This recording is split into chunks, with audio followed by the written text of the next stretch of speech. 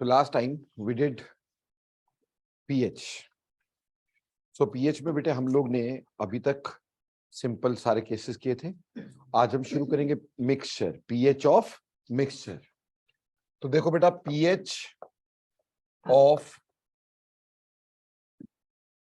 Mixtures.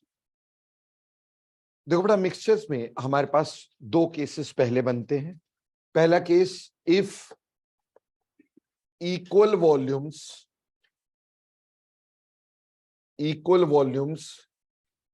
Are added. अगर equal volume add किया, अब इक्वल वॉल्यूम ऐड किया तो केस आगे तीन हो गए। या तो मैंने एसिड को एसिड में मिक्स किया होगा, ठीक है जी, या मैंने बेस को बेस में मिक्स किया होगा, और या मैंने एसिड को बेस में मिक्स किया होगा।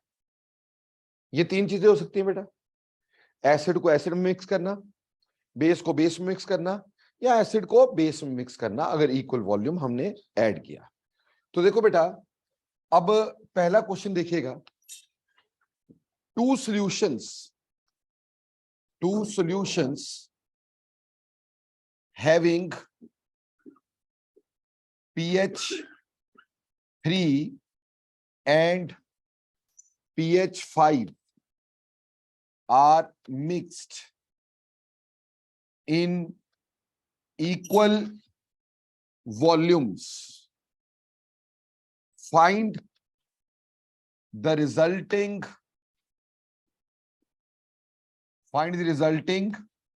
pH. क्वेश्चन क्या बेटा? क्वेश्चन है कि आपका दो सॉल्यूशन है, एक pH 5 वाला, एक pH 3 वाला, इक्वल वॉल्यूम में इसको मिक्स किया, रिजल्टिंग पीएच आपसे पूछा गया है। देखो प्यारे बच्चों, सबसे पहले यहां ध्यान दो, pH 3 मतलब एसिड। अगर आपके पास pH 3 है तो वो एसिड है, और उसका मतलब ये भी है कि उसका H3O पॉजिटिव कंसंट्रेशन कितना है? 10⁻³ है। बोलो क्लियर? दूसरी बात, जिसका pH बेटे 5 है उसमें H3O पॉजिटिव कंसंट्रेशन कितनी है? 10⁻⁵ है। ठीक, तो टोटल H3O पॉजिटिव कंसंट्रेशन जो होगी, टोटल H3O पॉजिटिव कंसंट्रेशन वो कितनी हो जाएगी? 10⁻³ plus 10⁻⁵ divided by 2। Why it is divided by 2? क्योंकि volume becomes double. If volume is double, concentration must be half. Volume अगर डबल होती है तो कंसंट्रेशन हाफ हो जानी चाहिए। तो इसमें वाटर का हमने ऐड नहीं किया क्योंकि वो नेग्लेक्टेड है। 10⁻⁷ will be very very small, उसको लिखने की हमारे को जरूरत थी नहीं। तो हमने दो एसिड्स के H3O पॉजिटिव क्या कर दिए? ऐड कर दिए। But because volume becomes double, so concentration becomes half. अब इसमें से कॉमन क्या निकालेंगे अपन लोग? 10⁻³ कॉमन निकाल दिया। 1 प्लस क्या बचा? 0.1, 0.01, ठीक, डिवाइडेड बाय 2। इसका मतलब क्या हुआ? क्या इसका मतलब ये हुआ 1.01 डिवाइडेड बाय 2 इंटू 10⁻³ यानी कि हम लिख सकते हैं 0.505 इंटू 10⁻⁻3। तो क्या इसको ऐसा लिख सकते हैं? यहां पे H3O पॉजिटिव कंसंट्रेशन हमारे पास कितनी आ गई? 5.05 इंटू 10⁻⁴। गॉट इट और नॉट? अब मैंने निकाला इसका pH, तो pH आया minus log of 5.05 plus rather into 10⁻⁻4। क्या इसका मतलब यह है कि pH is equal to minus log of 5.05 plus 4 log 10? 4 log 10 का मतलब क्या? 4। अब log ऑफ 5 की वैल्यू क्या होती है? 0.6990। ठीक, तो इसको 0.7 लिख दूं क्या अप्रोक्सीमेटली? और यहां पे क्या आ गया? 4। पर ये आगे वाला माइनस का है, पीछे वाला प्लस का है, तो आपस में क्या हो गए, सबट्रैक्ट, आंसर आ गया 3.3। बोलो एम आई क्लियर? बेटे उसकी एवरेज मत निकाल देना पहले की, ठीक। आपने H3O पॉजिटिव निकाले, ठीक है जी, और फिर H3O पॉजिटिव को आपने ऐड किया, क्योंकि वॉल्यूम डबल हो गया था तो कंसंट्रेशन हाफ हो गई, टोटल H3O पॉजिटिव निकाले, उसका पीएच निकाल दिया। बोलो क्लियर? मान लो मैं क्वेश्चन को ऐसे चेंज कर देता हूं, मैंने कहा two solutions having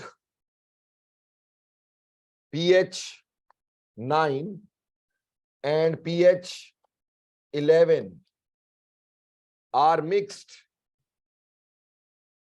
in equal volumes, ठीक। find the pH of resulting solution, find the pH of resulting solution। now सबसे पहले यहां देखो, यहां pH 9 मतलब ये बेस है, और यहां pH 11 मतलब, तो क्या कर रहे हैं आप, बेस को बेस में डाल रहे हैं। बेस के लिए हमें चाहिए होते OH, तो जिसका pH 9 है उसका POH 5 है, 14 में से माइनस करना होगा कि नहीं। जिसका pH 11 है उसका POH 3 है। Am I clear? यानी इससे OH नेगेटिव की कंसंट्रेशन 10⁻⁻5 है, और यहां OH नेगेटिव की कंसंट्रेशन 10⁻³ है। तो टोटल OH नेगेटिव जो हमारे पास आ गए वो कितने आ गए, 10⁻⁻5 प्लस 10⁻³ डिवाइडेड बाय 2। क्लियर जी? अगेन OH नेगेटिव यहां से हमने सॉल्व किया, सेम वैल्यू आ जाएगी 5.05 इंटू 10⁻⁻4 हो जाएगा कि नहीं, इसको सॉल्व करके ऐसे ही। क्लियर? तो अपने पास POH आएगी, पहले POH आ जाएगी माइनस लॉग ऑफ 5.05 इंटू 10⁻⁻4, यानी POH की वैल्यू तुमने निकाली 3.3। अगर POH की वैल्यू अपने पास 3.3 है तो बोलो pH की वैल्यू कितनी है, बोलो बोलो 14.3, 14 माइनस 3.3, बोलो आंसर 10.7 आंसर आया कि नहीं आया, बोलो क्लियर? बेटा एसिड के मिक्सचर्स का पीएच हमेशा एसिडिक, बेस के मिक्सचर्स का पीएच हमेशा बेसिक। बोलो यहां तक समझ में आया? अगर एसिड को एसिड में डाला, बेस को बेस में डाला, क्लियर है? अगला केस देखते हैं बच्चा। अब मान लो हमारे को बोला solution having pH 6 and pH 8 are mixed in equal volumes. Find the pH of resulting mixture. ठीक है जी। नाउ सबसे पहली बात, जिसका pH 6 है वो क्या है, वो एसिड है, और जिसका pH 8 है वो क्या है। So now what is there, mixture of acid and base. देखो बेटा, जिसका pH 8 है वो बेस है, बेस के लिए हमें क्या निकालने होते हैं, OH। तो बोलो इसका POH कितना होगा, 6 होगा कि नहीं। जिसका pH 8 है उसका POH क्या होगा, 6। बेटे अगर pH और POH बराबर हो जाता है, इसका मतलब है H पॉजिटिव कंसंट्रेशन और OH नेगेटिव कंसंट्रेशन बराबर हो जाना। अगर वो बराबर हो जाता तो आंसर सीधे ही क्या आ गया, 7। तो सबसे पहले क्या करना, अगर आपको एसिड बेस का मिक्सचर दिया है तो पहले देख लेना बेस से OH कितने मिलेंगे, यानी उसका POH निकाल करके OH नेगेटिव की कंसंट्रेशन निकलेगी। अगर आपका pH और POH बराबर हो जाता है तब सीधे न्यूट्रलाइजेशन है, आंसर क्या है, 7 है। बोलो क्लियर। पर प्यारे बच्चों, अगर मुझे ऐसे बोल दिया जाता है कि equal volumes of two solutions having pH 5 and pH 11 are mixed, find the pH of resulting solutions. Find the pH of resulting solutions. देखो बेटा, ऐसे केस में again this one is acid and this one is a base. हमें base का पहले क्या निकालना है? OH. तो अगर pH 11 है तो फटाफट से बताओ POH कितनी? क्या 3 होगी कि नहीं? इसका मतलब यह है कि जिसका pH 5 था वहां से हमें H3O पॉजिटिव कंसंट्रेशन मिलती थी 10 टू पावर -5. जिसका POH 3 था वहां से OH नेगेटिव की कंसंट्रेशन मिलती थी 10 टू पावर -3. यहां तक क्लियर? अब बोलो ये बड़ा कि ये बड़ा? -3 बड़ा, यानी बेस ज्यादा. अगर बेस ज्यादा होगा तो OH नेगेटिव निकलेंगे. अगर बेस ज्यादा होगा तो क्या निकलेगा? OH नेगेटिव निकलेंगे. अगर एसिड ज्यादा होता तो H3O पॉजिटिव निकलते. ठीक, अगर एसिड का कंसंट्रेशन ज्यादा होता तो क्या निकलते? H3O positive. लेकिन यहां कंसंट्रेशन किसकी ज्यादा है? बेस की. तो क्या निकलेगा? OH negative. और वो कैसे निकलेगा? बेस का था हमारे पास 10 टू पावर -3 -10 टू पावर -5. अभी तक प्लस करते आए ना. अब एक एसिड एक बेस है तो आपस में क्या करेंगे? सबट्रैक्ट, डिवाइडेड बाय 2, क्योंकि वॉल्यूम डबल है. तो प्यारे बच्चों, अगर वॉल्यूम डबल है तब तो सिंपल सी बात है ना हमारे पास. क्लियर? बाय 2 करना है. अगर मान लो एसिड बड़ा होता तो सीधे क्या निकालते? H3O positive. लेकिन अगर बेस बड़ा है तो क्या निकालेंगे? OH negative. अब यहां पे OH नेगेटिव की कंसंट्रेशन कितनी आ गई? इसका मतलब 10 टू पावर -3 बाहर, 1 - 0.01 डिवाइडेड बाय 2. क्या इसका मतलब 0.99 के करीब हो गया? ठीक, into 10 to power -3 divided by 2. तो क्या 4.95 इंटू 10 टू पावर -4 के करीब करीब लिख सकते हो इसको? हाँ जी, ऑलमोस्ट नॉट एग्जैक्टली, ऑलमोस्ट लिख सकते हो. मैं जल्दी जल्दी कैलकुलेशन कर रहा हूं, तुम समझ सकते हो ना इसको सॉल्व करना आता है कि नहीं? ठीक, इसको ऐसे लिख दिया. अब अपने पास क्या निकालना है? POH. तो minus log of 4.95 10 to power -4. तो POH की वैल्यू आ गई माइनस लॉग ऑफ 4.95 प्लस 4. तो बेटा जी POH की वैल्यू कितनी आ गई? लॉग ऑफ 5 की वैल्यू 0.6990 होती थी, तो मैं इसको 0.69 लिख दूं और वो भी माइनस में, और इसको +4, तो आंसर 3.31 आ गया. पर ये क्या आया? POH. हमसे क्या पूछा था? तो pH कितना होगा इसका? 14 - 3.31. Answer will be 10.69 approximate. बोलो क्लियर? बेटे समझ में आया? हाँ जी, वो उधर 10⁻³ वो माइनस क्यों किया वहां पर? हाँ जी. OH नेगेटिव निकाला है 10⁻³ माइनस 10⁻5. ये सर. बेटे ये तो हमने यहां से बेस का OH, उसमें से हमने H3O पॉजिटिव न्यूट्रलाइज कर दिए, बाकी बचे हुए OH निकाल दिए. ठीक है, कंसंट्रेशन OH की ज्यादा थी तो कुछ OH ने कुछ H3O पॉजिटिव को क्या कर दिया? न्यूट्रलाइज. कितने H3O पॉजिटिव को न्यूट्रलाइज किया? 10 टू पावर -5 को. तो वो इसमें से माइनस हो गए, बाकी बचे हुए OH नेगेटिव मिल गए, उससे हमने POH निकाल दिया. अगर एसिड होता तो सीधे क्या निकल, एसिड ज्यादा होता तो क्या निकलता, H3O पॉजिटिव, सीधे क्या निकल जाता, पीएच। बोलो क्लियर बच्चे, समझ में आया? Acid plus acid, base plus base, acid plus base, are you clear? Equal volume का कंसेप्ट क्लियर है? सबसे पहले ऊपर ये देख लेना कि गिवन चीजें एसिड है या बेस है। अगर मान लो एक एसिड एक बेस है तो बीच में माइनस का साइन लगता है, अगर दोनों ही सेम है तो बीच में प्लस हो जाता है, क्योंकि उसमें ऐड होकर टोटल ही निकालना है। और जब एसिड बेस है तो कुछ न्यूट्रलाइज होंगे तो बचा हुआ निकालना है। गॉट इट और नॉट?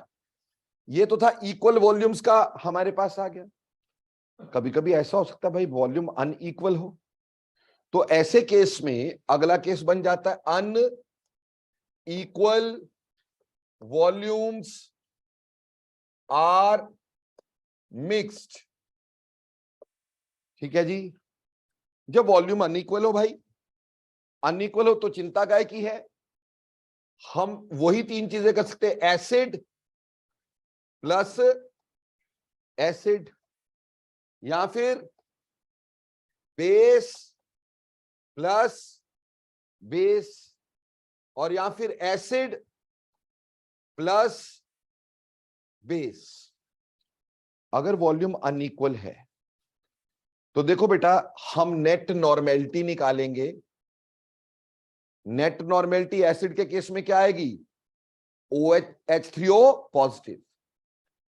ठीक, यानी बेसिकली ये H3O पॉजिटिव निकलेंगे। ठीक है जी? अगर एसिड को एसिड में डाला तो H3O पॉजिटिव निकलेंगे, और वो क्या होगा, N1V1 plus N2V2 divided by V1 plus V2। समझ में आती है? अगर बेस हुआ, बेस को बेस में मिक्स करवाया तो OH नेगेटिव की कंसंट्रेशन निकलेगी, पर निकलेगी कैसे, N1V1 plus N2V2 divided by V1 plus V2। पर यहां क्या निकलेगा हमारे पास, OH नेगेटिव, और उससे क्या निकलेगा, POH। फिर 14 में से क्या करोगे, माइनस, क्या बनेगा, पीएच। बोलो क्लियर? बट अगर एसिड बेस है तो फाइनल नॉर्मेलिटी किसकी निकलेगी, जो ज्यादा एक्सेस में होगा। अगर एसिड एक्सेस में हुआ तो H3O पॉजिटिव, बेस एक्सेस में हुआ तो OH नेगेटिव। बट अब की बार N1V1 minus N2V2 divided by V1 plus V2। ठीक, पर यहां N1V1 किसको पुट करना, जो बड़ा होगा, एक्सेस में होगा। अगर एसिड एक्सेस में होगा तो H3O पॉजिटिव निकालना, और अगर बेस एक्सेस में होगा तो OH नेगेटिव निकालना। बोलो समझ में आ गया क्या? जैसे अगर आपको ऐसे बोल दे 100 millilitre of 0.01 normal NaOH is mixed in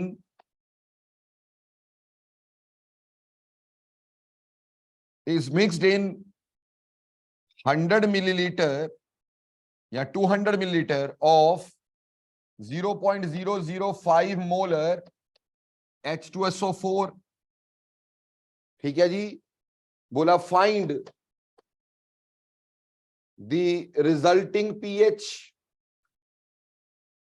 resulting pH, देखो प्यारे बच्चों, हमारे पास यहां पे जो बेस है, ठीक, नॉर्मेलिटी ऑफ NaOH कितनी दे रखी है, 0.01।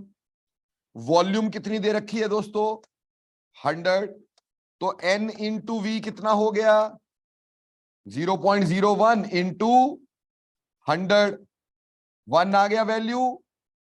दूसरी तरफ नॉर्मेलिटी ऑफ H2SO4, बेटे यहां तो क्या दी थी, molarity. First you have to convert it into the normality. ठीक, that is 0.005 into n factor कितना है, 2। तो 10 टू पावर -2 लिख सकते सीधे ही।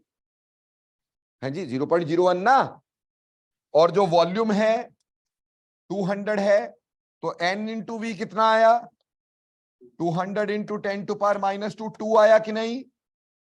एक्सेस में क्या आया, फिर एक्सेस में क्या आया, एसिड, तो एसिड एक्सेस में आया तो वहां 1 लगा दो, बेस कम आया तो वहां 2 लगा दो। अब अगर एसिड एक्सेस में तो क्या निकलेगा, H3O पॉजिटिव की OH नेगेटिव, तो H3O पॉजिटिव की वैल्यू बोलो कितनी आएगी, N1V1 minus N2V2 divided by V1 plus V2। हमने N1V1 पहले निकाल लिया था, 2 माइनस 1 बाय 300 यानी 1/300 यानी 0.33 इंटू 10⁻⁻3। बोलो जी क्लियर, नहीं माइनस क्या आएगा 2, ठीक है जी, समझ में आता है, क्लियर। तो इसको क्या लिख सकते हो, 3.3 इंटू 10⁻, बोलो क्लियर। अब निकला क्या था, H3O पॉजिटिव से पीएच कैसे निकालते हैं, 3.3 इंटू 10⁻⁻3, बोलो ये सॉल्व करना आएगा। इसी तरह से बेटा अगर एसिड एसिड होता प्लस कर देते, बेस बेस होता प्लस कर देते, एसिड बेस है तो क्या करना है, माइनस करना है। अगर बेस आएगा तो क्या निकालेंगे, OH, OH से क्या निकलेगा, OH से क्या निकलेगा, POH, POH को 14 में से क्या करेंगे, माइनस, क्या आएगा, HPH। क्लियर हो गया भाई, कोई डाउट है इसमें, हाँ जी। यार नेगेटिव कैसे आ सकती है मेरे भाई, जब बड़े वाला पहले लिखेगा नेगेटिव कैसे आ जाएगी,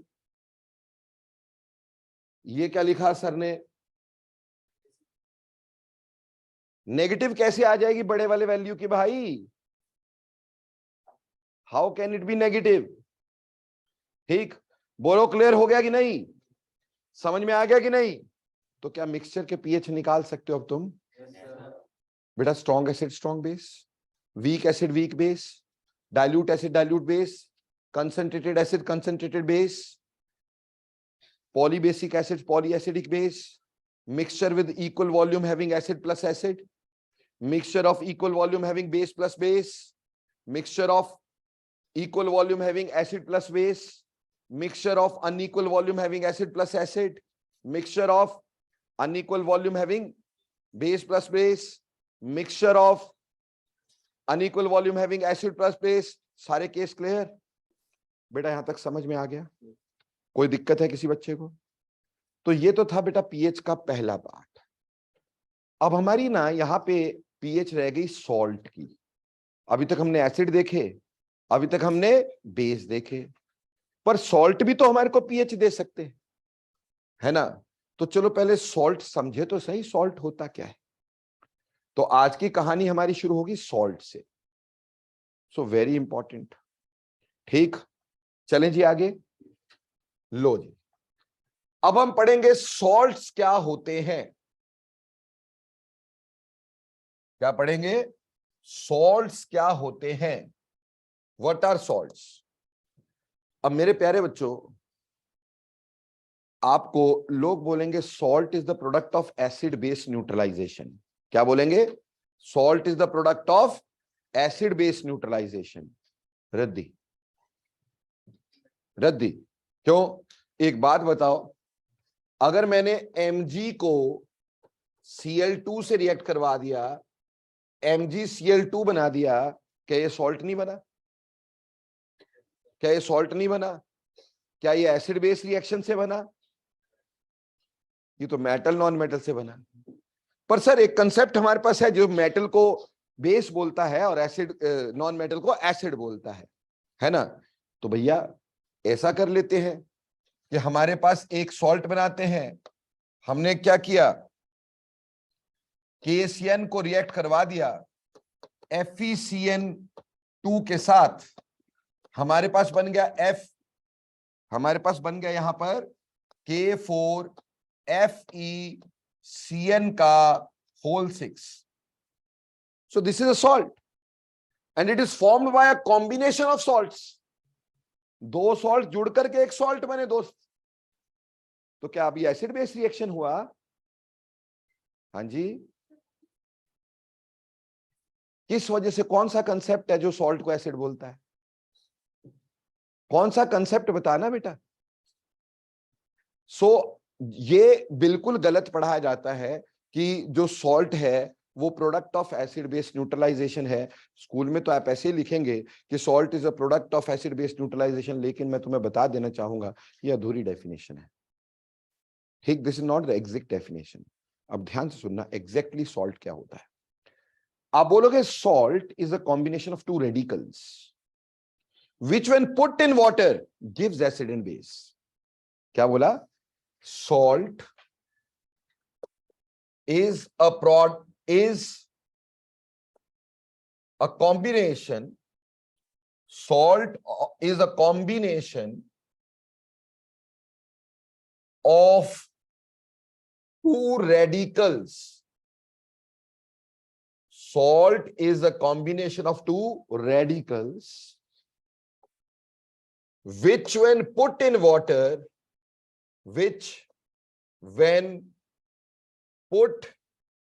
water, gives acid and base. अपन ने डेफिनेशन ही उल्टी कर दी दोस्त। लोग बोलते हैं एसिड बेस से सॉल्ट बनता है, मैं बोलता नहीं, सॉल्ट से एसिड बेस बनता है। समझ में आई? जैसे अगर मैं इसकी बात करूं, ठीक है जी, अगर मैं इसकी बात करूं, इसमें दो रेडिकल हैं, एक है Mg2 पॉजिटिव और दूसरे हैं Cl1 नेगेटिव। ठीक है जी। अब जब मैं इसको वाटर में पुट करता, ठीक, वाटर से मेरे को क्या मिलता? H positive and OH negative. Water से क्या मिलता? H positive and OH negative. H positive and OH negative. बेटे पॉजिटिव पार्ट किससे जुड़ता? नेगेटिव से, यानी इसको किसका जुड़ना चाहिए था? OH के साथ। वैलेंसी 2 है तो 2 जुड़ेंगे, तो MgOH का होल ट्वाइस बना। और नेगेटिव को किससे जुड़ना चाहिए था? पॉजिटिव के साथ। ठीक, तो यहां पे हमारे पास साथ में क्या बना? HCl बना। क्लियर हो गया? अब देखो बच्चे, ये हमारे पास क्या बना? बेस। और ये हमारे पास क्या बना? एसिड। तो सॉल्ट इन दो रेडिकल से मिलके बना था, उनको जब पानी में पुट किया तो they gave rise to acid and base. जिस रेडिकल ने बेस बनाया, यानी पॉजिटिव रेडिकल यानी कटायंस, उसको हम बेसिक रेडिकल बोलते हैं। क्या बोलते हैं? Basic radical. और जिसने एसिड बनाया, ठीक है जी, यानी नॉन मेटल्स या नेगेटिव चार्ज अनायंस, उसको अपन एसिडिक रेडिकल बोलते हैं। एसिडिक रेडिकल का क्या आपके +1 +2 में ना सॉल्ट एनालिसिस होता है प्रैक्टिकल में। आपको बोलते हैं बेसिक रेडिकल्स का टेस्ट। आपके सारे दोस्त करते बेसिक रेडिकल का टेस्ट, उनसे पूछो बेसिक रेडिकल होते क्या, पता ही नहीं। किसी को पता ही नहीं होता, कर रहे बेसिक रेडिकल का टेस्ट, उनको यही नहीं पता किसका हो रहा है। अरे बेसिक रेडिकल का टेस्ट मतलब मेटल आयंस का टेस्ट, यानी कटायंस का टेस्ट। क्योंकि वो जब कभी भी कटायन को वाटर में डालते हो, it give rise to a base. तो बेसिक रेडिकल जो होते हैं ना बेटा, वो कटायंस होते हैं, और एसिडिक रेडिकल जो होते हैं वो अनायंस होते हैं। ऐसे याद रख सकते हो, A for acid, A for anion. Anions are acidic radicals. कल को अगर आप प्रैक्टिकल में जाएंगे, आपको बोलेंगे कि एसिडिक रेडिकल का टेस्ट करना है, तो समझ लेना नॉन मेटल के टेस्ट हो रहे हैं। बोलेंगे बेसिक रेडिकल का टेस्ट करना है, तो क्या समझेंगे? कटायन, मेटल आयंस के टेस्ट किए जा रहे हैं। समझ में आया? तो अब समझ में आया कि सॉल्ट जो है, salt is a combination of two radicals. One is cation, which is basic radical. Another is anion, which is acidic radical. It is combination of these two radicals. It is when put in water, it give rise to base and acid. वो बना जैसे मर्जी हो। अब हमारे को इससे मतलब है वो कैसे बना, वो जैसे मर्जी बनाओ। भैया इसको भी तोड़ देंगे, तो इसका KOH बन जाएगा बेस, और बाकी पार्ट का क्या बन जाएगा, एसिड। तो सॉल्ट किसी मर्जी तरह का ले लोगे, उसमें दो ही रेडिकल होते हैं, नहीं रेडिकल एक से ज्यादा हो सकते हैं, मतलब दो से ज्यादा भी हो सकते हैं, ऐसा भी तो सकता है दो पॉजिटिव हो, जैसे सोडियम पोटाशियम सल्फेट, उसमें सोडियम 1 पॉजिटिव भी एक रेडिकल है, पोटाशियम 1 पॉजिटिव भी एक रेडिकल है, दोनों बेसिक रेडिकल्स है। But it is combination of two type of radicals, one is acidic radical and another is basic radical, which when put in water give rise to acid and base। बोलो salt की exact definition समझ में आई? अपने किसी भी दोस्त से पूछना जरूर, ठीक? मतलब तुम्हें पता होना चाहिए तुम कहां पढ़ रहे हो, कैसे पढ़ रहे हो, क्या पढ़ रहे हो, दूसरों से क्यों अलग है यहां, है भाई? पढ़ाते तो दुनिया में सारे ही है यार, है ना? पर what is the difference between 5, 6 and others? What is the difference between Ashwini sir and others? ये पता चलना जरूरी है भाई, ठीक? नहीं तो तुम मेरी वैल्यू क्या समझोगे? एनी हाउ, सॉल्ट समझ में आ गए।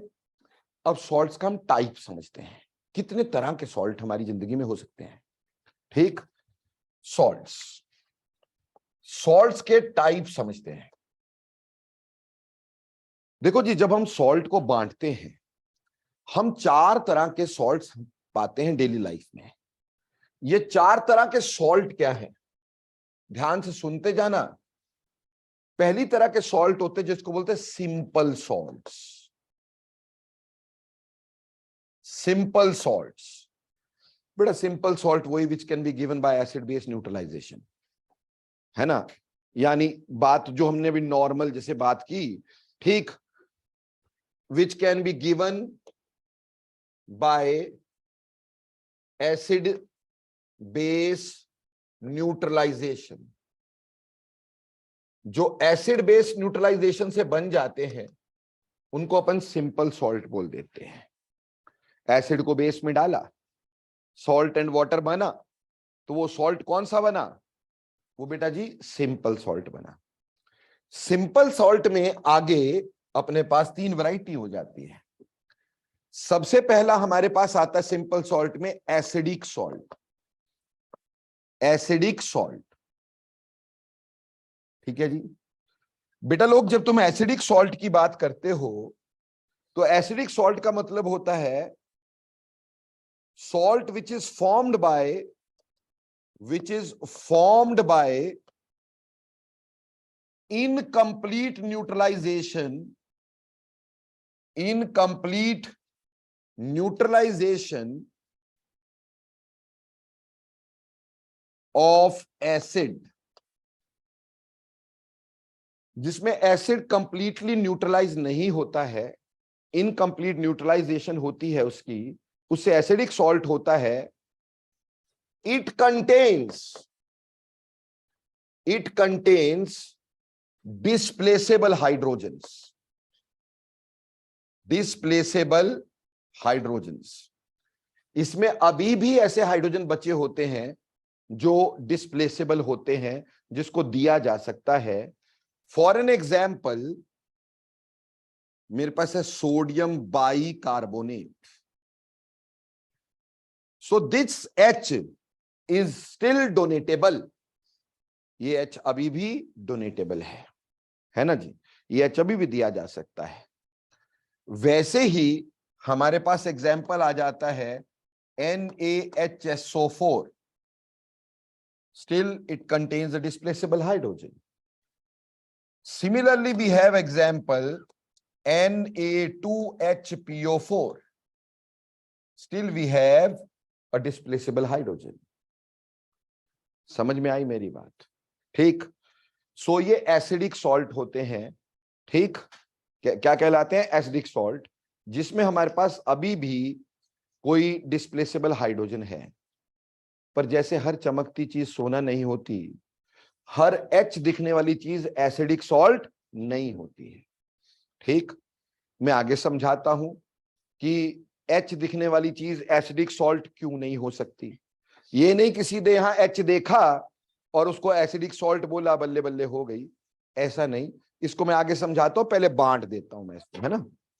दूसरी तरह के हमारे पास जो आते हैं बेटा, मैं इस पे आऊंगा वापिस, I will come back to this, कि कैसे देखते हैं एसिडिक सॉल्ट है, कैसे देखते हैं ये नॉर्मल सॉल्ट है। ठीक, I will come back to this, but पहले थोड़ा बांट ले। सेकंड हमारे पास होगा basic salt. Basic salt, basic salt क्या होगा बच्चों?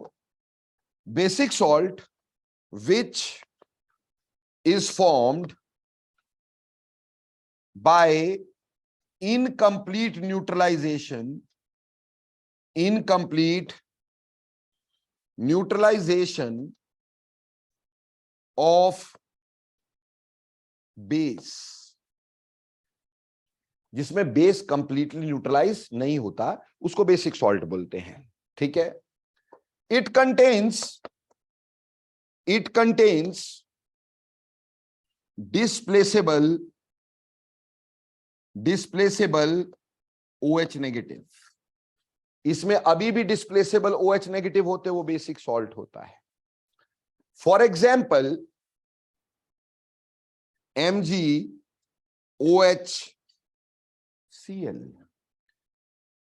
ठीक है जी। For example CaOHCl, it contains a displaceable OH, it contains a displaceable OH।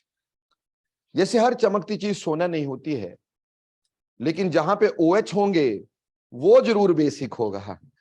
तो इसमें कोई एक्सेप्शन नहीं, OH दिखा तो मान लेना कि ये डिस्प्लेसेबल है, बशर्ते वो मेटल से जुड़ा हो। बशर्ते वो किससे जुड़ा हो? मेटल से। अगर OH नॉन मेटल से जुड़ते ना तो एसिड होते हैं। अगर OH किससे जुड़ते हैं? नॉन मेटल से। एसिड कराया था नहीं मैंने आपको, बताया था बोरिक एसिड। नॉन मेटल से OH जुड़ेगा तो क्या बोलेंगे? एसिड। मेटल से OH जुड़ेगा तो क्या बोलेंगे? बेस। तो भैया मेटल भी होता है इसमें और OH भी होता है इसमें, तो वो बेस होते हैं, बेसिक सॉल्ट होते हैं। बोलो क्लियर? अब तीसरी तरह के हमारे पास यहां पे आते हैं normal salts. Normal salts, normal salt जो है हम उनको बोलते हैं which is formed by complete neutralization of acid and base, जिसमें ना डिस्प्लेसेबल OH है, जिसमें ना डिस्प्लेसेबल H है। फॉर एग्जाम्पल NaCl, क्या डिस्प्लेसेबल H है? डिस्प्लेसेबल OH होता होगा। MgCl2, क्या डिस्प्लेसेबल H है? क्या डिस्प्लेसेबल OH है? Na2HPO3, क्या डिस्प्लेसेबल H है? नहीं है। ठीक, देखने में है ना। तो चलो अब हम समझते हैं कि एसिडिक सॉल्ट और नॉर्मल सॉल्ट में कैसे पता चले हमारे को। H तो यहां पे भी दिख रहा था, पर सर ने इसको नॉर्मल सॉल्ट में लिखा, और यहां पे H दिख रहा था, सर ने एसिडिक सॉल्ट में लिखा। सर के क्या पापे का राज है? तो चलो देखते हैं, कैसे देखते हैं कि एसिडिक सॉल्ट क्या होता है, बेसिक सॉल्ट क्या होता है, और नॉर्मल सॉल्ट और एसिडिक सॉल्ट में फर्क कहां आता है। थोड़ा अगली पेज पे देखते हैं भाई। देखो बेटा, हमें कई सारे तरीके देखने के, अभी मैं तुम्हारे लेवल का तरीका समझाऊंगा ताकि तुम्हें समझ में आ सके। मान लो मेरे पास NaHCO3 है, दूसरा Na2HPO4 है, और तीसरा Na2HPO3 है। और मुझे यह बताना था कि इसमें से कौन से वाला कौन सा है, कौन सा एसिडिक सॉल्ट है और कौन सा नॉर्मल सॉल्ट है। जब तुम बड़े हो जाओगे तरीका अलग हो जाएगा, अभी तुम छोटे हो तो तरीका अलग है। अब हम इसको तोड़ देंगे Na1 पॉजिटिव में और HCO3 नेगेटिव में। ठीक है जी, क्लियर? मेटल अलग, बाकी अलग। ये जो है ये, ठीक, इसका बनाएंगे स्ट्रक्चर। इसका क्या बनाएंगे? स्ट्रक्चर। कैसे बनाएंगे बेटा? इसकी हाइब्रिडाइजेशन कार्बन की sp2 आएगी, आपको शॉर्टकट में निकालनी सिखाई हुई है मैंने। तो sp2 हाइब्रिडाइजेशन अगर आई तो स्ट्रक्चर कैसा रहेगा? अगर sp2 हाइब्रिडाइजेशन आई तो स्ट्रक्चर कैसा रहेगा? Trigonal planar. ध्यान से सुनते जाना। ठीक, ट्राइगोनल प्लेनर तो आ गया। अब इसमें से सबसे पहले मोस्ट इलेक्ट्रोनेगेटिव एलिमेंट आप लगाओगे। मोस्ट इलेक्ट्रोनेगेटिव एलिमेंट कौन सा है? ऑक्सीजन। Oxygen oxygen oxygen. ठीक, अभी बचा एक H। क्या बचा? एक H। अब H क्या कार्बन से जुड़ सकता है? नहीं। क्यों? sp2 हाइब्रिडाइजेशन के तो बॉन्ड ही सिग्मा 3 है, चौथा सिग्मा बॉन्ड तो बना ही नहीं सकते। तो H कार्बन से तो जोड़ सकते नहीं हो, तो झक मार के कहां जोड़ना पड़ेगा? ऑक्सीजन के साथ। अब एक नेगेटिव चार्ज ऑक्सीजन और एक डबल बॉन्ड। तो जो ऑक्सीजन के साथ जुड़ा हुआ हाइड्रोजन होता है वो कैसा होता है? Acidic hydrogen. तो अभी इसमें एसिडिक हाइड्रोजन है which is displaceable, so this is an acidic salt. बोलो समझ में आई एसिडिक सॉल्ट क्यों है? बात समझ में आई? चलो मैं नहीं मानता आई। ठीक, आगे समझाता हूं। अब मैं इसको तोड़ूंगा। मैंने इसको तोड़ा, 2Na1 पॉजिटिव अलग किए, HPO4 2 नेगेटिव अलग किए, है ना? दो अगर Na पॉजिटिव निकले तो नेगेटिव चार्ज भी तो 2 रह गया। अब फास्फोरस की हाइब्रिडाइजेशन इसमें सॉल्व करोगे तो sp3 आएगी। अब sp3 का अगर हम बोलते कितने सिग्मा बॉन्ड? 4 sigma bond. हमने 4 सिग्मा बॉन्ड बना दिए फटाफट। अब हमने सबसे पहले मोस्ट इलेक्ट्रोनेगेटिव एलिमेंट लगाने हैं, वो कौन से हैं? ऑक्सीजन। 1 2 3 4। क्या कोई जगह बची? नहीं बची। तो H कहां लगाना पड़ेगा? अब चाहो बाकी बनाओ ना बनाओ, समझ तो आ गया कि एसिडिक हाइड्रोजन है, पर फिर भी 2 नेगेटिव है तो ये भी नेगेटिव, ये भी नेगेटिव, यहां डबल बॉन्ड, तो it still contains an acidic hydrogen. So this is again an acidic salt. बोलो समझ में आया? आगे चलते दोस्तों, यहां आ गए, इसको भी तोड़ा मरोड़ा, यहां पे ये बाहर, ओहो 2 पॉजिटिव नहीं 1 पॉजिटिव, जज्बात में बह गया। ठीक है जी, और साथ में क्या बना? 2 नेगेटिव। अगेन हाइब्रिडाइजेशन निकाली तो फास्फोरस की हाइब्रिडाइजेशन यहां पे sp3 आएगी। sp3 के कितने बॉन्ड? 4 बॉन्ड। 4 बॉन्ड में सबसे पहले मोस्ट इलेक्ट्रोनेगेटिव एलिमेंट कौन सा जी? ऑक्सीजन। कितने हैं? 1 2 3।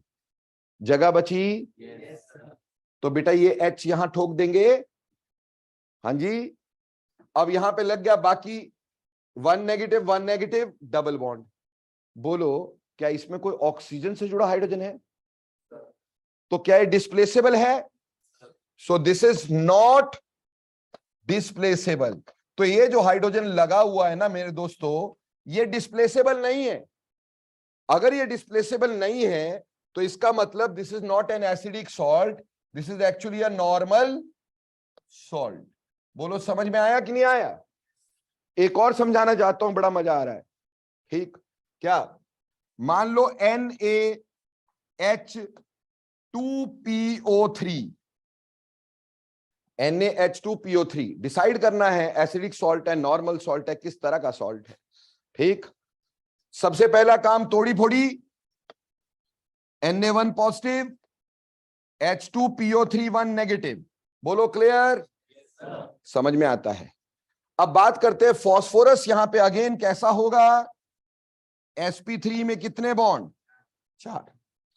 अब भैया पहले मोस्ट इलेक्ट्रोनेगेटिव एलिमेंट कौन से? ऑक्सीजन। 1 2 3। जगह बची? कितने हाइड्रोजन लगाने हैं? एक तो यहां लगा दिया, अब दूसरा कहां लगाऊं? ऑक्सीजन पे लगा दू जी। ठीक, तो एक ऑक्सीजन कैसा रहेगा? नेगेटिव, और एक कैसा रहेगा? So do this contain an acidic hydrogen? So is this is acidic salt or not?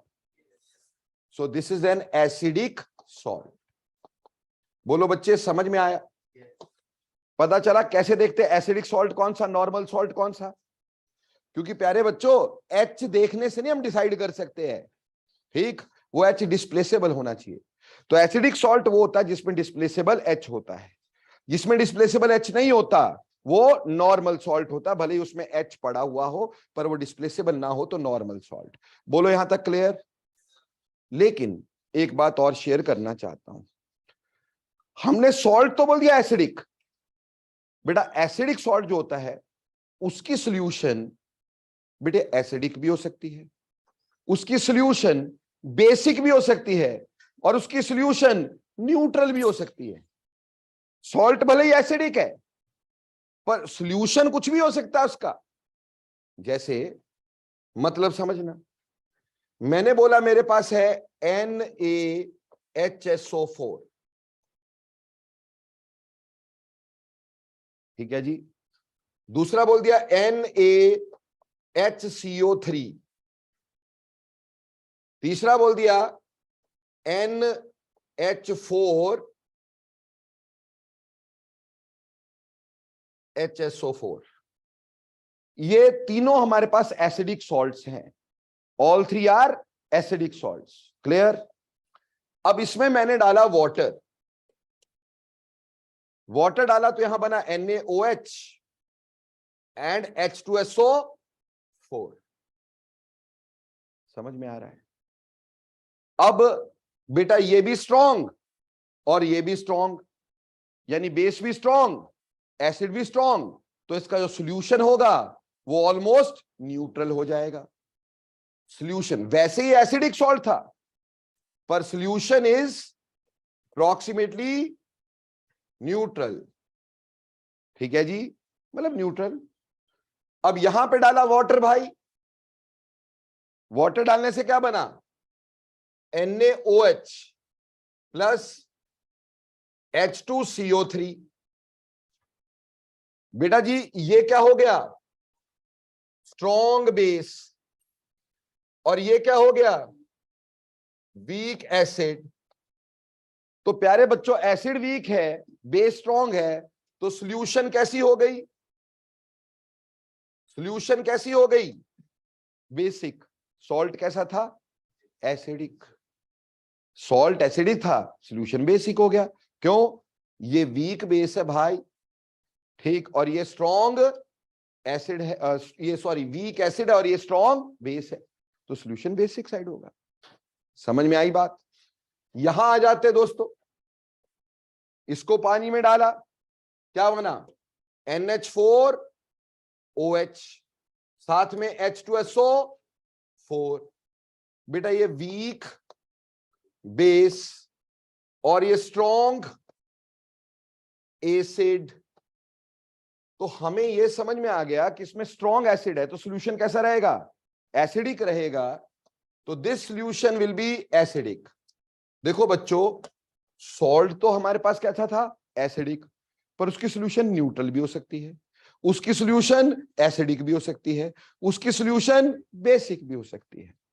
ऐसे बेसिक सॉल्ट भी होते हैं, ठीक। बेसिक सॉल्ट की सॉल्यूशन एसिडिक भी हो सकती है, बेसिक सॉल्ट की सॉल्यूशन बेसिक भी हो सकती है, और बेसिक सॉल्ट की सॉल्यूशन न्यूट्रल भी हो सकती है।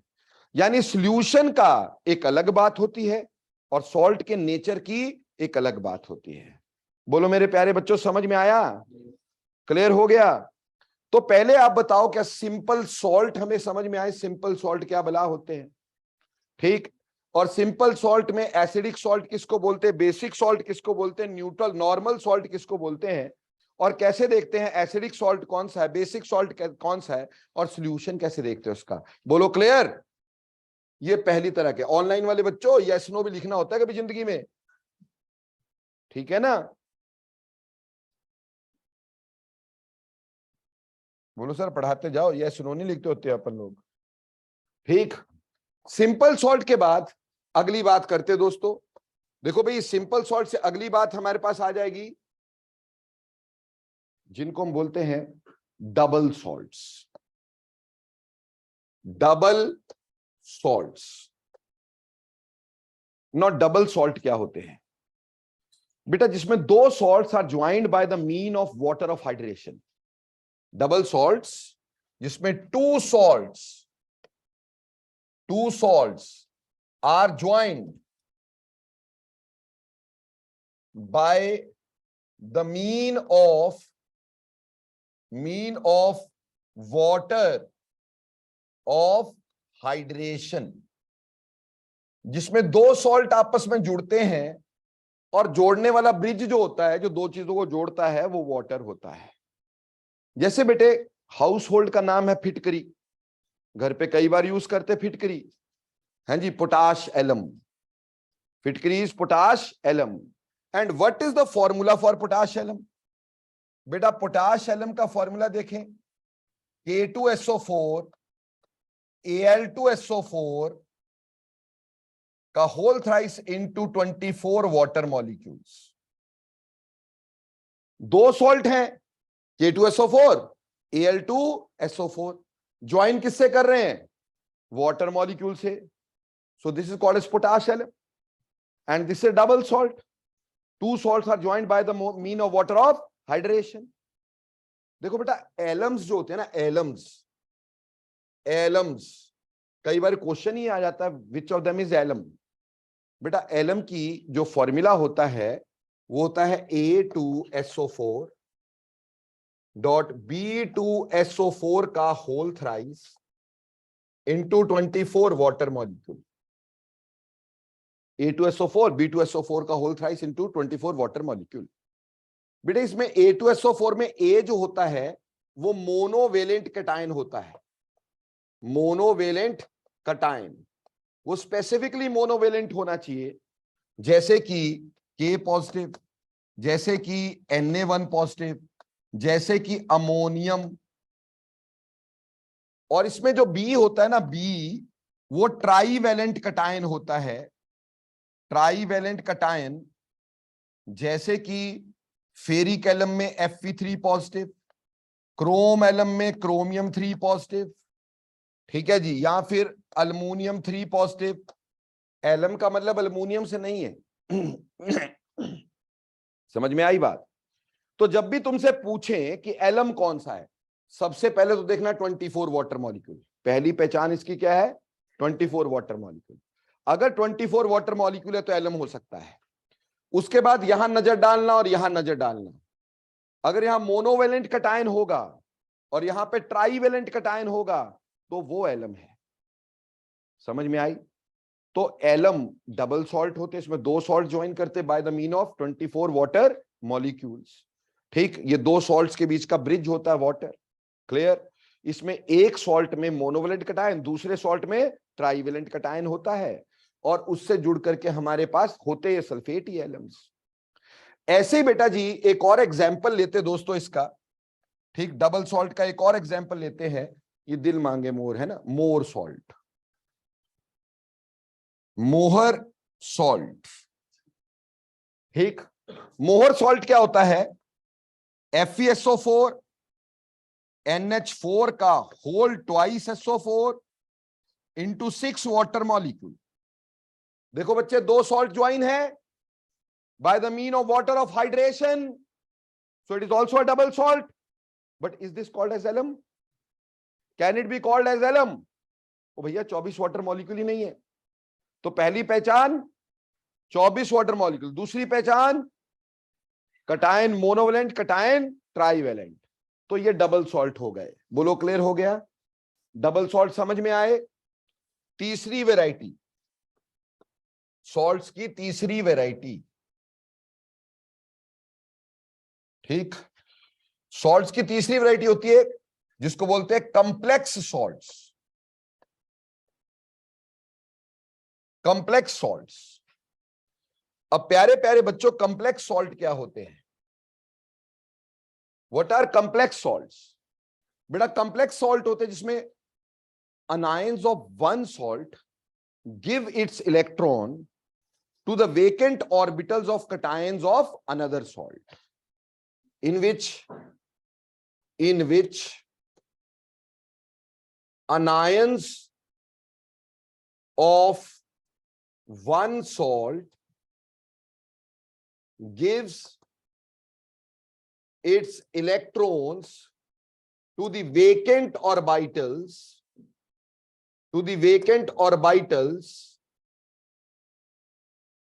of cations of other salt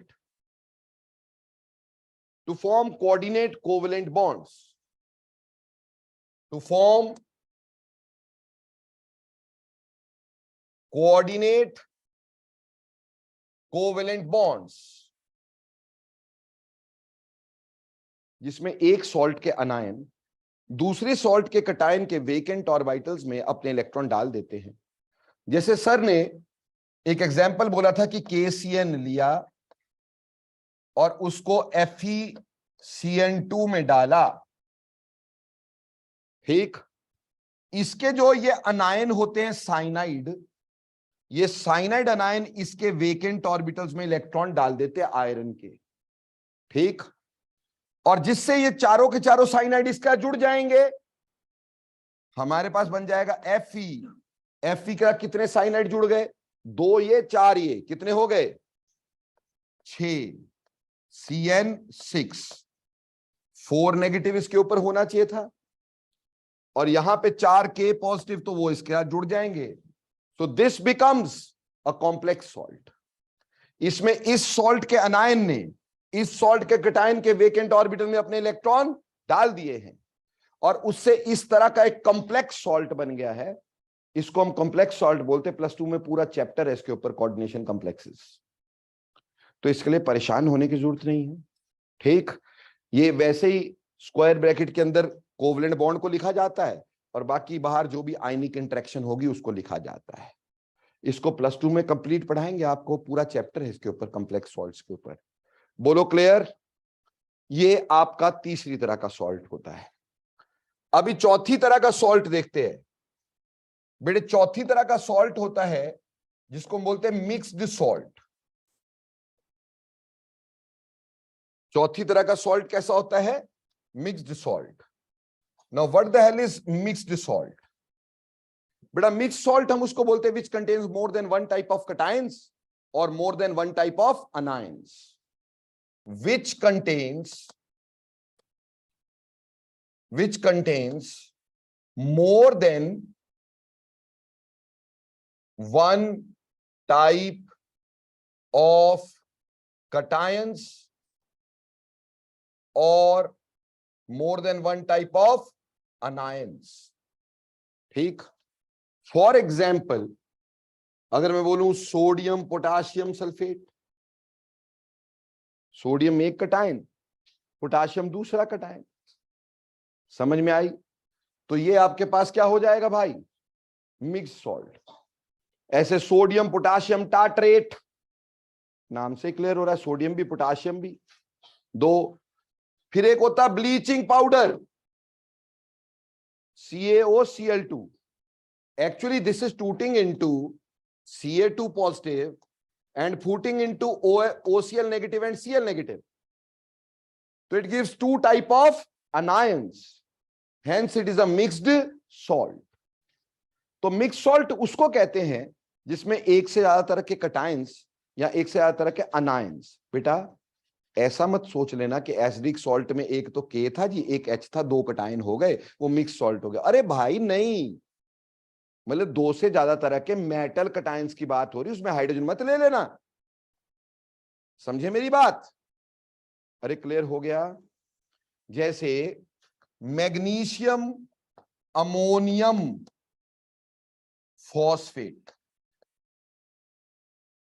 2 cation है, magnesium 2 positive, ammonium 1 positive, 2 different तरह के क्या है? कटायंस हैं।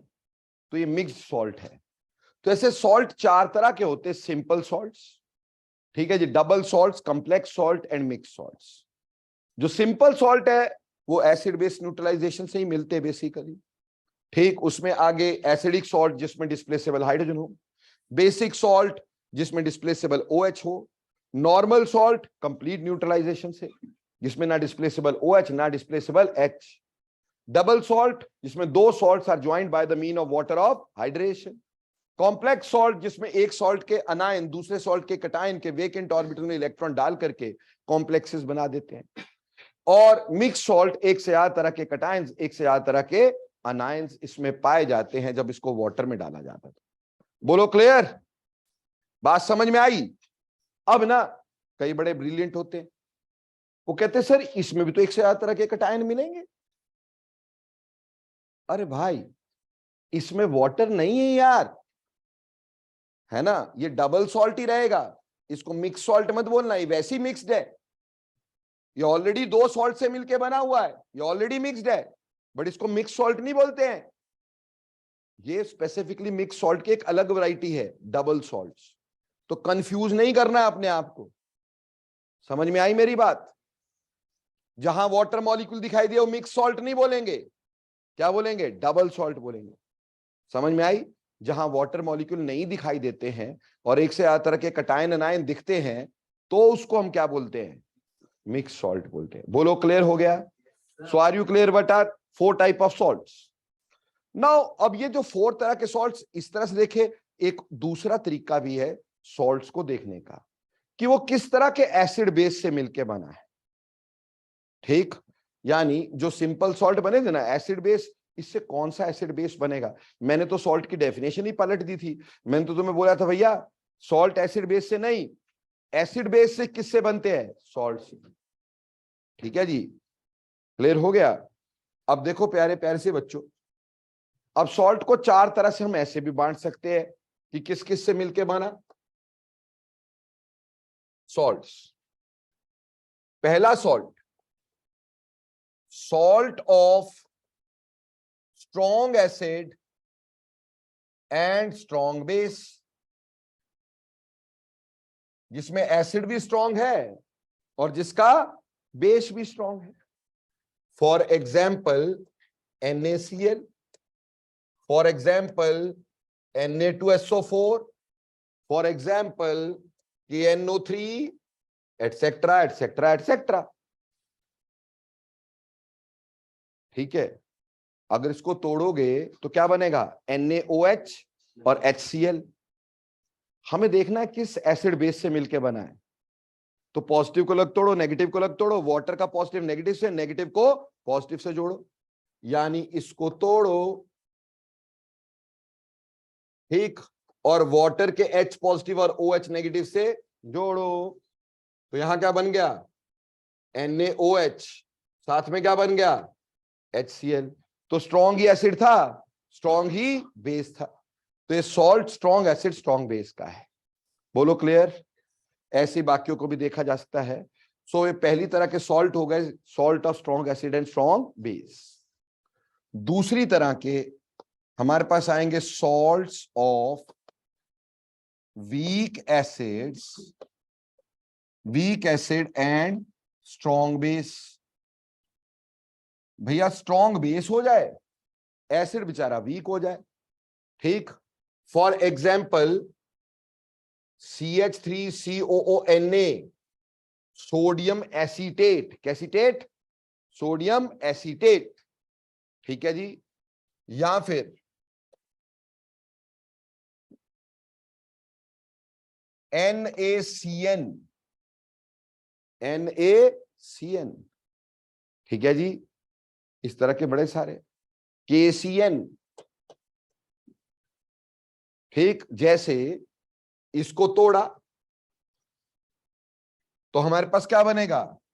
CH3COO नेगेटिव, Na1 पॉजिटिव, पानी डाला तो यहां बनेगा CH3COOH और NaOH। NaOH is a strong base, acidic acid is a weak acid. So this is a salt of weak acid and a strong base. Similarly, this will be formed by NaOH and HCN. You very well know HCN is a weak acid. और जिसमें hydrogen carbon इकट्ठा, वो तो वैसे ही पता है। तो week acid strong base का सॉल्ट, बोलो समझ में आया? तो तीसरी तरह का बोलो कैसा हो सकता होगा? Salt of strong acid and weak base. अब की बारी बेस भाई साहब वीक है। फॉर एग्जाम्पल NH4Cl है ना जी, NH4 का whole twice SO4 etcetera etcetera. बात समझ में आती है? यहां तक कि MgCl2, क्योंकि MgOH का whole twice is a weak base and HCl is a strong acid. समझ में आई? चौथी तरह का देखते भैया, चौथी तरह का क्या हो सकता है? बिल्कुल, salt of week acid and weak base, salt of weak acid and weak base. For example, NH4CN, बेचारा NH4OH भी वीक और HCN भी वीक। NH4HCO3 है ना जी, NH4OH is a weak base, ठीक, और कार्बोनिक एसिड अ weak acid, CH3COONH4 week acid weak base. तो बेटा देखो, सॉल्ट्स में या तो दोनों ही स्ट्रॉन्ग हो सकते हैं, एसिड भी स्ट्रॉन्ग बेस भी स्ट्रॉन्ग, या फिर एसिड वीक या फिर बेस वीक या दोनों ही वीक। तो चार तरह का हो सकता है बेटा जी। क्लियर? अब हमने ये क्यों पढ़ना शुरू किया? भाई हमें पीएच चाहिए थी, पर पीएच किसकी निकालते हैं? सॉल्यूशन की। तो हमें इसका बनाना होगा सॉल्यूशन। पर जब सॉल्यूशन बनाते ना तो एक प्रॉब्लम आ जाती है, वाटर डालते हैं तो वाटर डाल करके सॉल्ट टूट जाते हैं, उसके सॉल्यूशन का आपको पता अलग अलग कार्यक्रम हो सकता है ना। Acid can be acidic but the solution can be basic. तो कहा कि हमें तो सॉल्ट का जब पीएच निकालना है तो हमें वाटर डाल के ये देखना है सॉल्यूशन कैसा बनेगा। और वाटर डाला तो उसने अपने सॉल्ट को तोड़ा, उसको बोलते सॉल्ट हाइड्रोलिसिस। तो अगली कथा हमारे पास आएगी सॉल्ट हाइड्रोलिसिस की। पहले तो इसका लॉन्ग कट देखना, फिर जादू देखना, ठीक। सबसे पहले हम पढ़ेंगे सॉल्ट हाइड्रोलिसिस क्या होती है। सॉल्ट हाइड्रोलिसिस क्या होती है? अब मेरे प्यारे प्यारे से बच्चों, बहुत सारे लोग ये बोल देते हैं salt hydrolysis is reverse of acid base neutralization. क्या बोल देते हैं? रिवर्स ऑफ, ऐसे बोल देते हैं ना, ऐसे बोल देते हैं, reverse of acid base neutralization. Reverse of acid base neutralization. जैसे कि हमने बचपन से पढ़ते आए हैं कि भैया acid plus base, acid plus base gives us salt plus water. तो यहां कहानी क्या है? यहां salt plus water gives us acid plus base. तो लोग बोल देते भी हाइड्रोलिसिस मतलब वाटर डालना, वाटर डाल के तोड़ना, हाइड्रो मतलब वाटर, लिसिस मतलब तोड़ना, वाटर डाल के तोड़ना, तो उसको हाइड्रोलिसिस। तो सॉल्ट में वाटर डाला, तोड़ा, एसिड बेस बन गया, बोला जी ये क्या हो गया हमारे पास? हाइड्रोलिसिस। रद्दी बात है ना। क्यों? अगर ऐसा कोई बोले कि it is reverse of acid base neutralization, तो उसको बोलना स्ट्रॉन्ग एसिड स्ट्रॉन्ग बेस की हाइड्रोलिसिस क्यों नहीं होती? Salt of strong acid strong base की हाइड्रोलिसिस क्यों नहीं होती? क्योंकि आगे मैं पढ़ाऊंगा कि सॉल्ट ऑफ स्ट्रॉन्ग एसिड और स्ट्रॉन्ग बेस की हाइड्रोलिसिस नहीं होती, ठीक। तो यानी इस डेफिनेशन में भी झोल है ना। हालांकि बोलते तो ऐसे ही है, पर ये भी गलत है बेटा। सॉल्ट हाइड्रोलिसिस का कितना अजीब हूं ना मैं, है ना, हर चीज को गलती गलत बोलता रहता हूं, ठीक। देखो भाई, सॉल्ट हाइड्रोलिसिस किसको बोलते हैं? बेटा मैं उन पॉइंट्स को टच करता हूं जो कोई सोचता भी नहीं, ठीक। एनी हाउ, सॉल्ट हाइड्रोलिसिस, हाँ जी जनाब।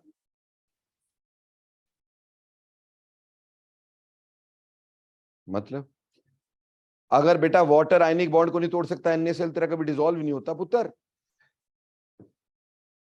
समझ में आई? नहीं, ऐसा नहीं बोलने का।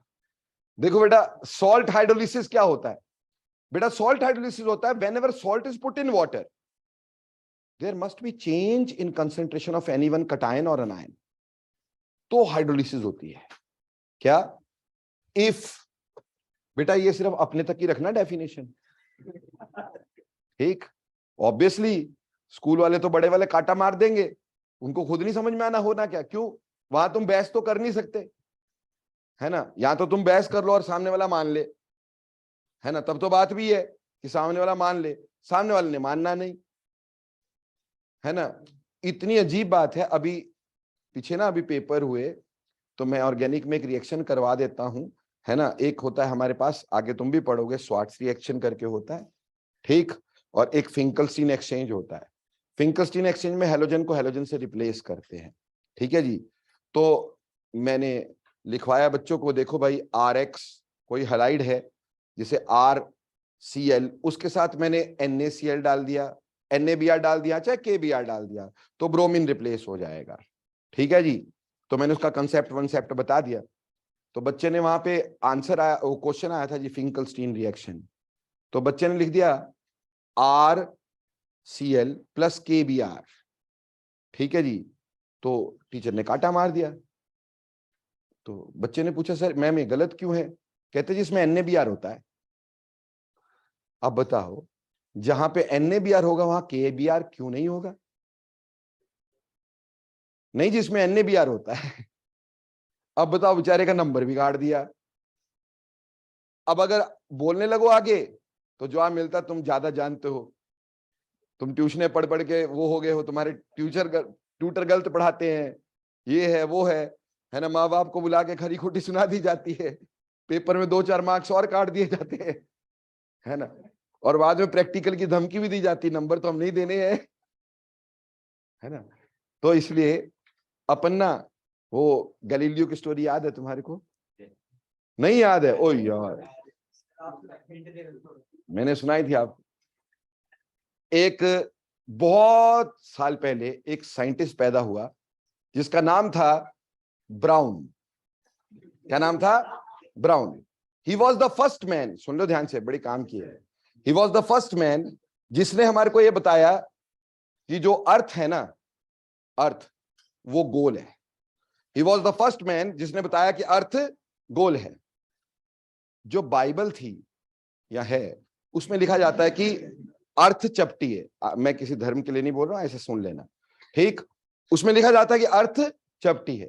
जो पुराने समय के कैथोलिक्स होते थे, आजकल के कैथोलिक्स पढ़े लिखे समझदार और ऑब्वियसली मॉडर्नाइज्ड, सब कुछ पता है आजकल, पर उस समय कैथोलिक बहुत कट्टरपंथी।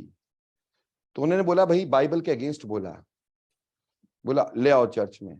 उसको बोला कि बोल अर्थ चपटी है। वो कहता नहीं जी अर्थ गोल है, मैं प्रूव कर सकता हूं। बोलते बोल अर्थ चपटी है। कहता नहीं जी गोल होती, मैं प्रूव कर सकता हूं। बोला इसके मुंह में डंडा डाल दो, जब तक ये ना बोले कि अर्थ चपटी है या मर ना जाए।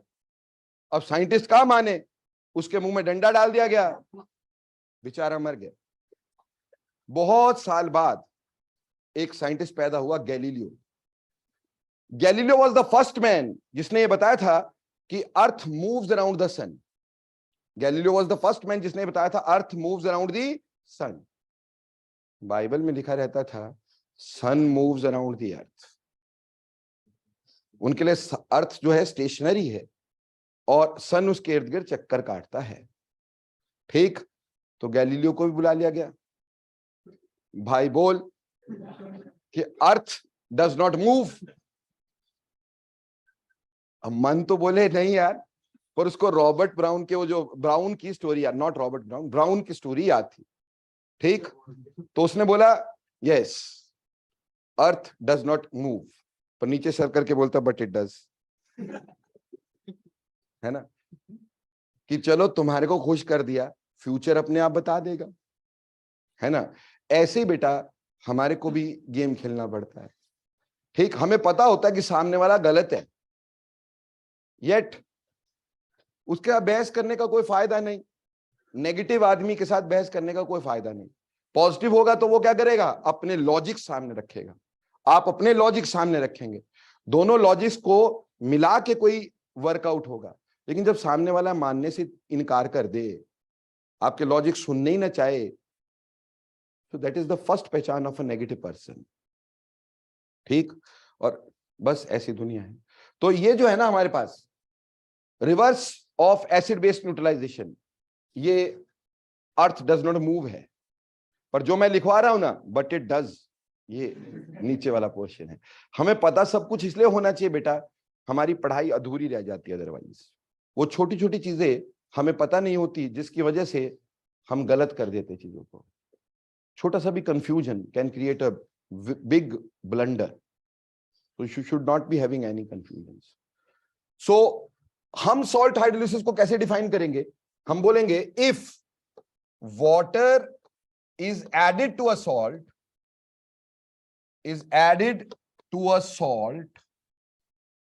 and if concentration of a cation or anion changes, it is called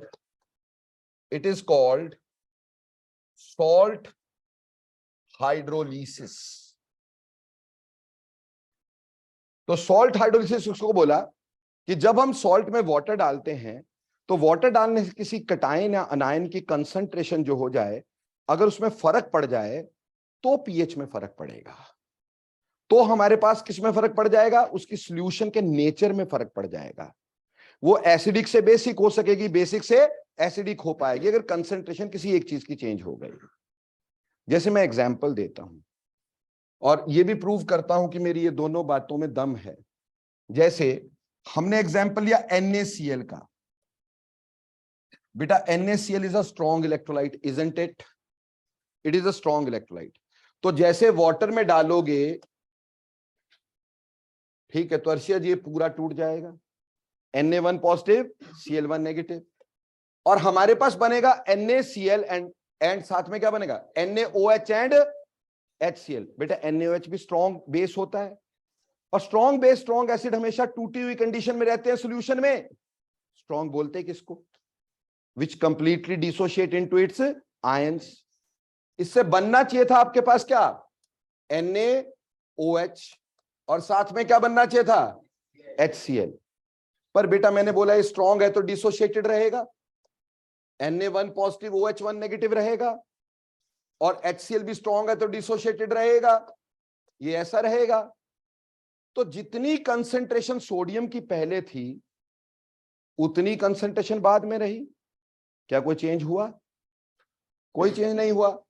जितनी कंसंट्रेशन पहले थी उतनी बाद में रही। जितनी Cl की कंसंट्रेशन पहली थी उतनी Cl की कंसंट्रेशन बाद में रही। क्या कटायन की कंसंट्रेशन चेंज हुई? क्या अनायन की कंसंट्रेशन चेंज हुई? तो क्या सॉल्यूशन का नेचर चेंज हो सकता था? सॉल्यूशन का नेचर चेंज हो ही नहीं सकता था, इसलिए इसमें कोई हाइड्रोलिसिस नहीं हुई। उल्टा यहां पे वाटर टूट गया बेटा, water becomes H positive and OH negative. Salt के आयंस पे तो फर्क नहीं पड़ा, सॉल्ट के रेडिकल पहले भी टूटे थे, बाद में भी टूटे हैं, तो वाटर ने जाके क्या कर लिया, अपने आप को तोड़वा लिया और क्या किया, है ना। तो ऐसे केस में बेटा मतलब बेसिक बात है, सॉल्ट हाइड्रोलिसिस का मतलब है कि सॉल्ट में जब आप पानी डालते हो उसका नेचर चेंज हो जाए। तो वाटर ने कुछ किया है, अगर उसका नेचर ही नहीं चेंज हुआ तो वाटर ने क्या छुनछुने किया है। समझ में आई? तो कहने का मतलब यह है कि अगर आपको एक क्वेश्चन पूछे कि स्ट्रॉन्ग एसिड स्ट्रॉन्ग बेस के सॉल्ट की हाइड्रोलिसिस क्यों नहीं होती, क्वेश्चन क्या आया कि स्ट्रॉन्ग एसिड स्ट्रॉन्ग बेस के सॉल्ट की हाइड्रोलिसिस क्यों नहीं होती।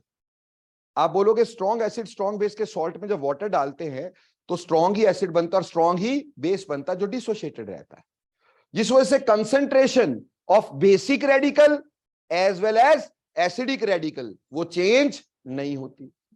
जब वो चेंज नहीं होती तो नेचर ऑफ सॉल्यूशन चेंज नहीं होता, यानी उसकी पीएच चेंज नहीं होती, उसका कोई भी चीज चेंज नहीं होता है। ठीक है, इस वजह से बेटा इसमें कोई सॉल्ट हाइड्रोलिसिस नहीं होती। इससे नेचर ही नहीं चेंज हुआ भाई। हुआ क्या?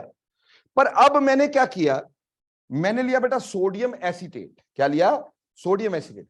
हम ये अच्छे जानते हैं सॉल्ट हमेशा स्ट्रॉन्ग इलेक्ट्रोलाइट होते हैं, तो सोडियम एसीटेट मैंने लिया CH3COO negative and Na1 positive. ठीक है जी, इसको डाला हमने वाटर में। अब वाटर से मिलेंगे H पॉजिटिव। H पॉजिटिव किससे जुड़ेंगे? CH3CO नेगेटिव का क्या बनेगा, और साथ में क्या बनेगा? NaOH। बेटा क्या ये टूटेगा? It is a weak acid. Weak acid की degree of dissociation is very very less, तो डिसोशिएट ही नहीं करेगा, बहुत कम करेगा। जबकि इसकी टूट फूट हो जाएगी, ये टूटेगा, Na1 पॉजिटिव और OH नेगेटिव बनेगा। तो बेटा जितनी कंसंट्रेशन सोडियम की पहले थी उतनी कंसंट्रेशन सोडियम की बाद में रही। नेट रिएक्शन जब इसका लिखा गया तो नेट रिएक्शन में ऐसे लिख दिया गया कि CH3COO negative plus water giving us CH3COOH plus OH negative. क्योंकि जब भी इसका इक्विलिब्रियम कांस्टेंट लिखते तो इधर भी Na की कंसंट्रेशन उतनी, उधर भी उतनी, वो तो कैंसिल ही हो जाती। तो क्या सोडियम के वजह से कोई फर्क पड़ता? पर अब एक बात देखो बच्चे, शुरुआत में मेरे पास ये आयन थे, एसिडिक रेडिकल था, क्या अब ये आयन है? इसकी जगह आयन कौन सा रिप्लेस हो गया? OH negative. वीक की जगह स्ट्रोंग। समझ में आई बात? क्लियर हो गया? तो आपके सॉल्यूशन का पीएच चेंज हो जाएगा, क्योंकि ये इतना ज्यादा sorry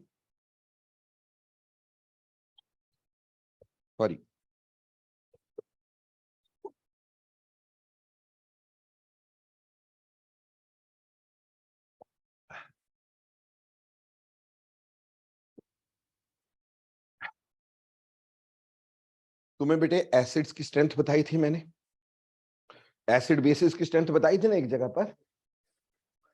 acidic acid is stronger than water. Acidic acid is stronger acid than water, isn't it? Acetate ion is weaker than OH negative. Strong acid का बेस वीक, वीक एसिड का base strong. तो अगर ये इसके strong था तो base इसका क्या होगा? Weak. A weak base is replaced by a strong base. तो क्या पीएच में चेंज नहीं होगा? एक वीक आपका जो था वो स्ट्रॉन्ग में कन्वर्ट हो गया, तो क्या पीएच में चेंज होगा कि नहीं होगा? तो concentration of acidic radical change हुआ ना। एसिडिक रेडिकल की जगह क्या बन गया? बेस। तो ऑब्वियसली यहां पे वाटर डालने से हमारे पास सॉल्यूशन के नेचर में चेंज आया। ठीक है ना? तो यहां पे आपका सॉल्ट हाइड्रोलिसिस हुई है। समझ में आई? यानी सॉल्ट हाइड्रोलिसिस तभी हो सकती है कि उसमें जो सॉल्ट हो उसका एक चीज वीक होना जरूरी है, चाहे उसका एसिड वीक हो, चाहे उसका बेस वीक हो, चाहे उसके दोनों वीक हो। पर अगर दोनों स्ट्रॉन्ग है तो बताओ यहां कोई चेंज हुआ था क्या? अगर इसका पीएच 7 था तो क्या इसका पीएच 7 से ज्यादा रहेगा या चेंज होगा? क्योंकि जितने H बने उतने ही तो OH बने, है ना जी? तो यहां 7 का 7 ही रह गया, कोई फर्क नहीं पड़ा। लेकिन यहां अगर हम अकेला सॉल्ट लेते तो उसका नेचर कुछ और होता, लेकिन उसकी सॉल्यूशन का नेचर कुछ और है। समझ में आई? तो यहां हाइड्रोलिसिस हुई। तो क्या अब बताओ, क्या इन दोनों डेफिनेशंस में सही कौन सी डेफिनेशन हुई? फिर क्या पहली वाली सही हुई, reverse of acid base neutralization? वो तो ये भी थी, this was also reverse of acid base neutralization. Could it be called as hydrolysis? Could it be called as hydrolysis? It can not be, because में कोई नेचर का change नहीं हुआ है, यहां हुआ है। तो ऑब्वियसली ये डेफिनेशन अधूरी है। ये तो ठीक है कि हम सॉल्ट में वाटर डालते हैं, तो हाइड्रोलिसिस होता है। लेकिन उसमें हाइड्रोलिसिस होने से आपके सॉल्यूशन का नेचर में कुछ ना कुछ फर्क आना चाहिए। या तो कटायन की कंसंट्रेशन में चेंज आना चाहिए, या अनायन की कंसंट्रेशन में चेंज आना चाहिए, या दोनों में चेंज आना चाहिए, जिससे आपका पीएच या बाकी चीजें चेंज हो जाती हो। तब हम बोलते हैं कि साल्ट हाइड्रोलिसिस हुई। बोलो बच्चे, समझ में आया कि नहीं आया? अब देखो बेटे, मैं एक डेरिवेशन करवाने जा रहा हूं तुम्हारे को, बस पेन नीचे छोड़ देना, क्योंकि आपने यहां नहीं करनी है, आपने घर से करके लेके आनी है। ठीक है, चलिए। तो हम सॉल्ट हाइड्रोलिसिस तो समझे, अब हम डिस्कस करते हैं भाई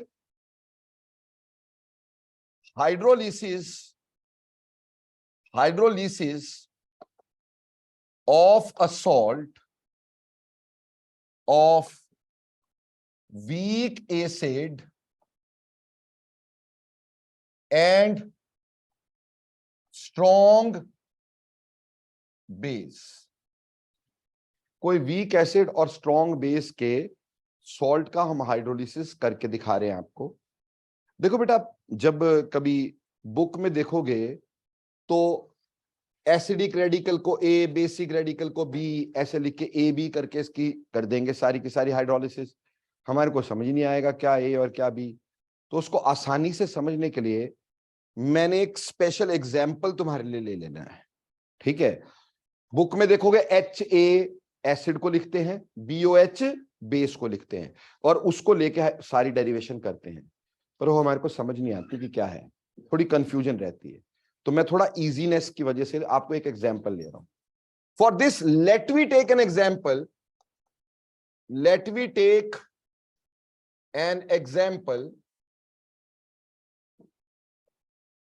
और एग्जाम्पल लेना वीक एसिड और स्ट्रॉन्ग बेस के सॉल्ट का।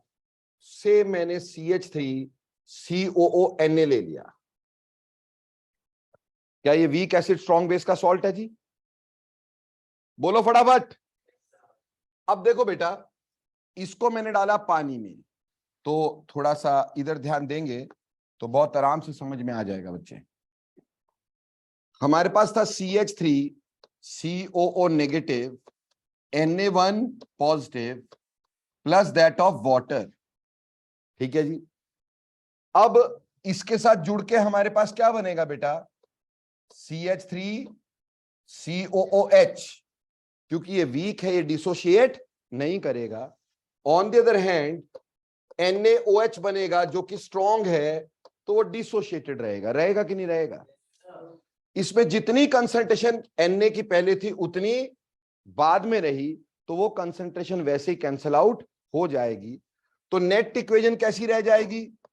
CH3COO negative plus that of water giving me CH3COOH plus that of OH negative. Am I clear? बेटा, इस इक्वेशन में क्या कहीं कटायन है? नहीं है, सिर्फ क्या है? अनायन। और कंसंट्रेशन इन नेचर चेंज किसका हो रहा है? अनायन का। इसलिए इसको अनायनिक हाइड्रोलिसिस भी बोला जाता है। अनायनिक हाइड्रोलिसिस, क्योंकि नेट इक्वेशन में क्या इन्वॉल्व हो रहे हैं? अनायन। यानी नेचर किसका चेंज हो रहा है? अनायन का। इसलिए इसको अनायनिक हाइड्रोलिसिस बोला जाता है। बोलो समझ में आया? अब बेटा ध्यान से देखना, अगर मैं इसका K लिखना चाहूं, इक्विलिब्रियम कांस्टेंट, बोलो कैसे लिखूंगा? CH3COOH की कंसंट्रेशन, OH नेगेटिव की कंसंट्रेशन, CH3COO नेगेटिव की कंसंट्रेशन एंड वाटर की कंसंट्रेशन। सर वाटर रिएक्टेंट होता है तो वो कभी भी इक्विलिब्रियम एक्सप्रेशन में अपेयर नहीं होता है, क्योंकि उसकी कंसंट्रेशन क्या होती है? कांस्टेंट। कांस्टेंट है तो इसको कांस्टेंट के मुंह पे मारो, यानी कांस्टेंट के साइड ले जाओ। तो K इंटू वाटर की concentration will give me CH3COOH OH negative divided by CH3COO negative. बोलो क्लियर? बेटा constant into constant is another constant, and here it can be called as KH, hydrolysis constant. क्या बोलेंगे इसको? Hydrolysis constant. CH3COOH OH negative and CH3COO negative. बोलो clear से this is equation number 1। ठीक है, this is equation number 1। अब बेटा सबसे पहले हम निकालेंगे रिलेशन बिटवीन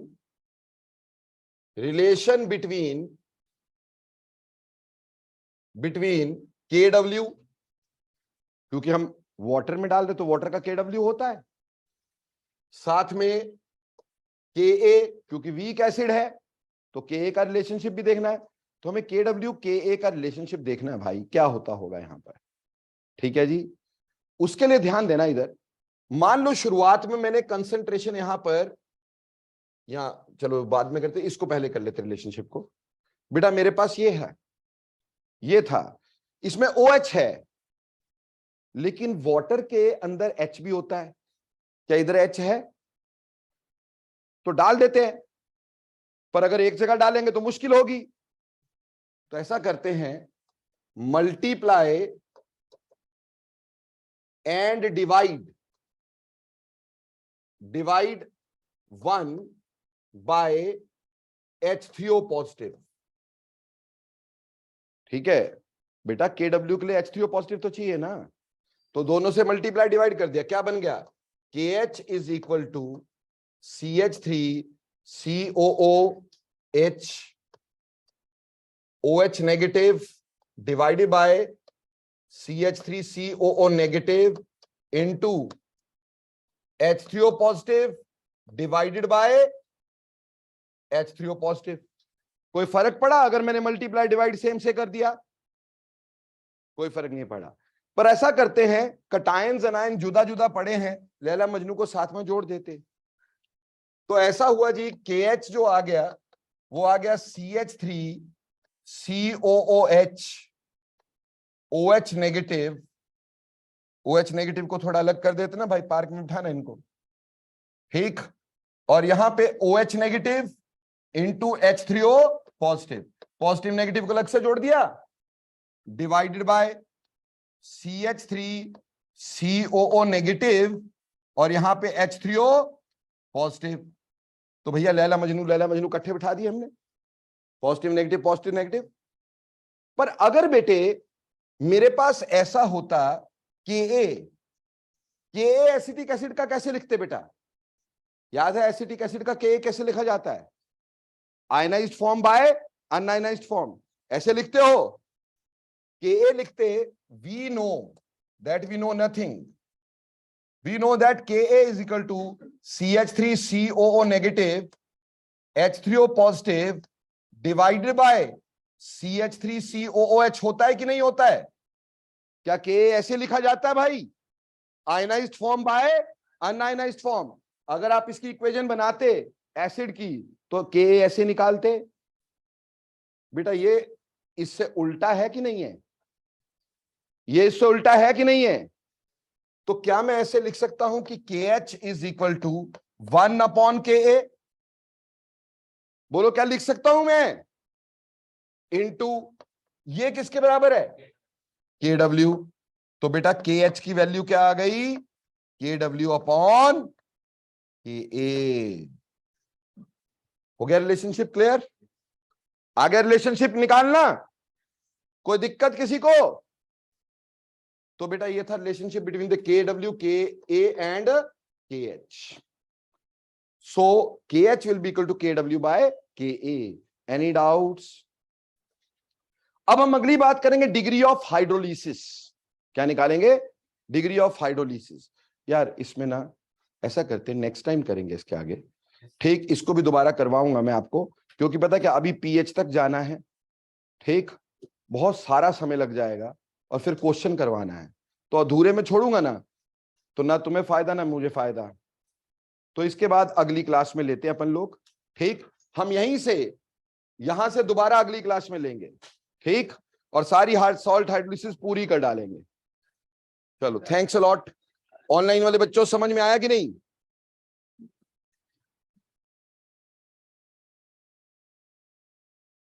बस जाने से पहले मेरे को ये बता दो, पीएच ऑफ मिक्सचर क्लियर हो गया?